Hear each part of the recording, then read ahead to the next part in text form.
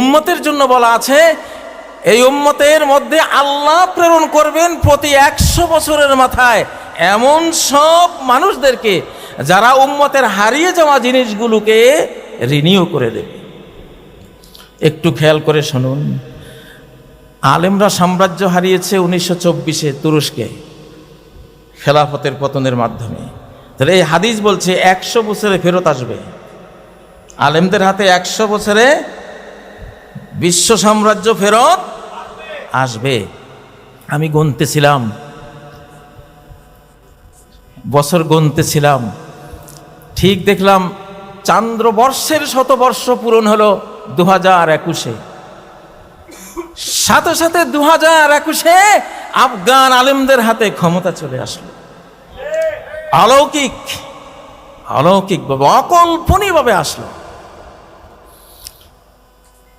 যেহেতু আফগানরা গরম, আল্লাহ তো জোড়া বানান, জাওজাইন অমিন কুল্লি শাইইন খালাকনা জাওজাইন, সবটা জোড়া থাকবে।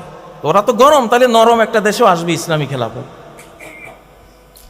আমি খুঁজলাম নরমটা কোন দেশ, আমি দেখলাম যে নরম আবেগের দেশ তো এই দেশটা। আল্লাহ, তাহলে জোড়াটা কি এখানেই দিবা? আল্লাহু আকবার, লিল্লাহি তাকবীর। চান্দ্রবর্ষেও যখন 21-এ পূরণ হলো, 24-এ এসে সৌরবর্ষ পূরণ হলো, কারণ সূর্যের বর্ষ একটু লম্বা। ওয়ালাবিসু ফি কাহফিহিম সালাসামিআতিন সিনিন, 300 বছর আসহাবে কাহফ ঘুমিয়েছিল, এটা হলো সৌরবর্ষ। ওয়াজদাদু তিসআ, আর 9 বছর বাড়তি, এটা চান্দ্রবর্ষ।